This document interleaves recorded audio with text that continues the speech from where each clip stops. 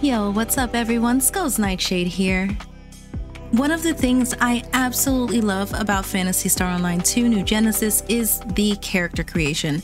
It is out of this world, and I argue that it is the best character creation in any MMORPG I have ever played, and that list is very long. With that being said, it can be extremely overwhelming when you have tons and tons of options in the salon and you don't really know what to do with them. So in this video, I'm gonna go over how you can make a really cool looking character super easy.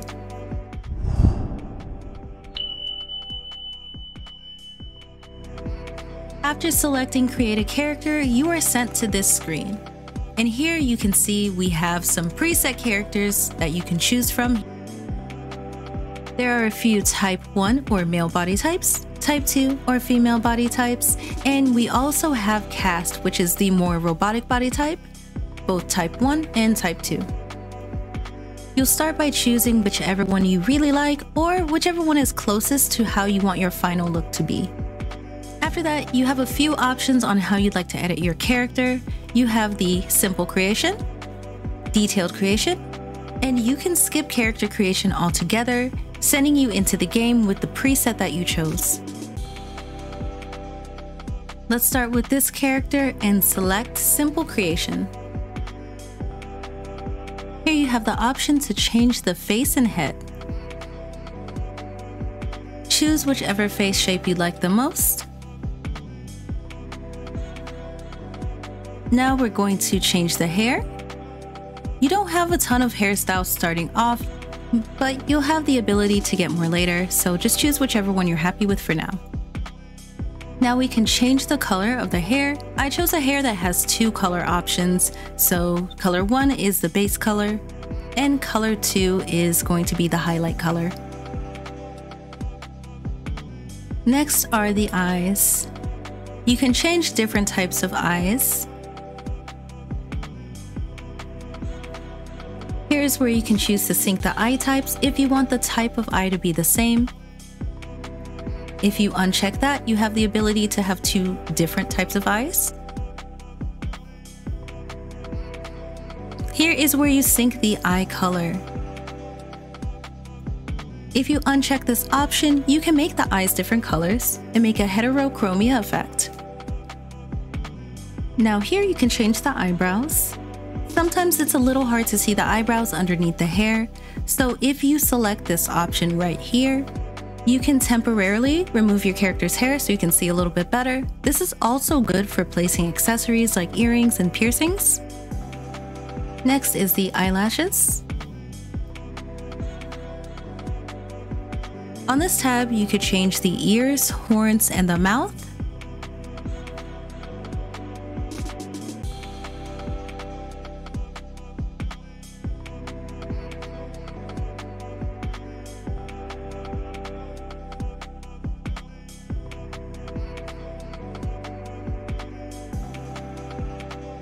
Next is the Edit Body tab.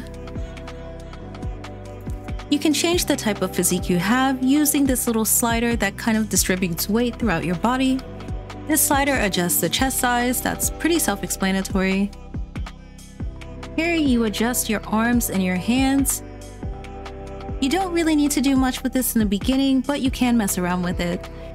Next is the waist and legs, and here you have a few sliders where you can adjust your body a little bit more. You can customize where your weight is focused on your body. In my opinion, this isn't super necessary at the very beginning of the game, and I'm actually kind of surprised that this is included in the simple character creation. Next is the Other tab, and this is where you can change your skin tone. You can change the main color and also the sub color, which adds the warmth or coolness to your skin as well as the depth. Next is the body paint, and you have two slots for this. Body paint includes things like stockings, tattoos, gloves, and body markings. Now we're going to move on to the outfit, so let's go to layering wear. Here you can choose from the options available to you, which pretty much is the layering wear you saw on the preset characters. After selecting your layering wear, make sure you choose two colors that you like, color 1 being the main color and color 2 being the sub color. If you start with a cast character, your character creation will be the same up to a certain point, When you get to the point of choosing layering wear, you will be choosing parts instead. The color palette for the cast parts is separate from layering wear. The cool thing about cast parts is that you can mix and match the parts. You don't have to completely use one set, which is a bit more custom than layering wear, where you're kind of stuck with one look and you're decorating more so with accessories. You can still use accessories, body paints, and the same things with cast. The only difference is how you create your outfit. If anything, cast is one of the most customizable ways to create a character in the game. The only issue is there's a very limited amount of cast part. And it's much less compared to layering wear, but it is still really cool. Now we're moving on to accessories. Next to each accessory, there is a number. That indicates how many points it costs to use that accessory.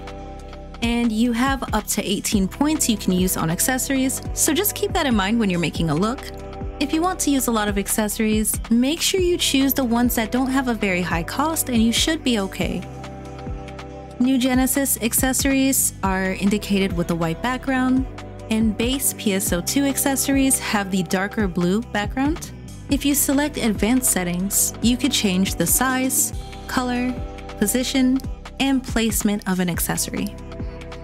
It's much easier to customize New Genesis accessories because a lot of base game accessories don't have customizable options. You can take some time to play with these accessories, but if you're really antsy to get into the game, you can skip this and come back to the salon another time. Next, we're going to go to MISC settings, starting with the voice.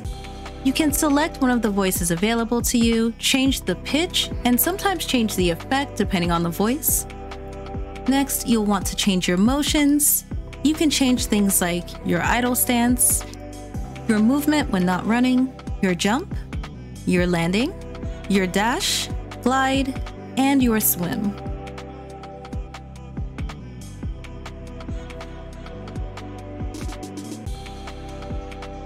If moving your character around in the salon feels a little bit awkward, you can always go here and change the camera settings.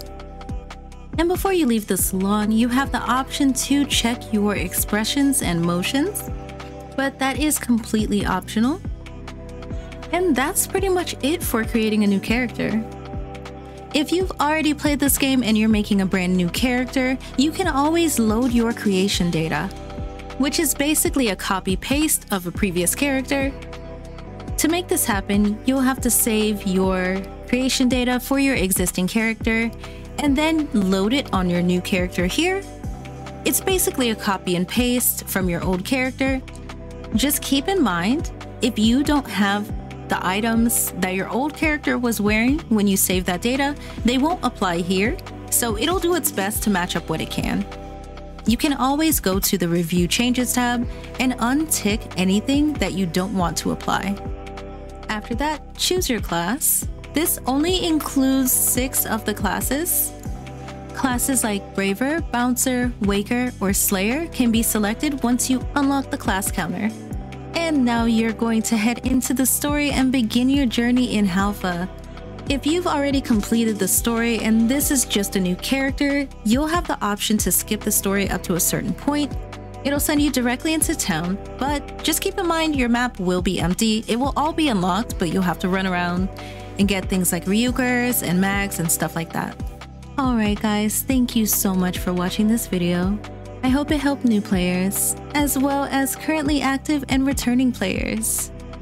If you're new to PSO2 NGS, I really hope you enjoy your time in Halpha with us. If you need fashion tips, you know where to go. Sayonara!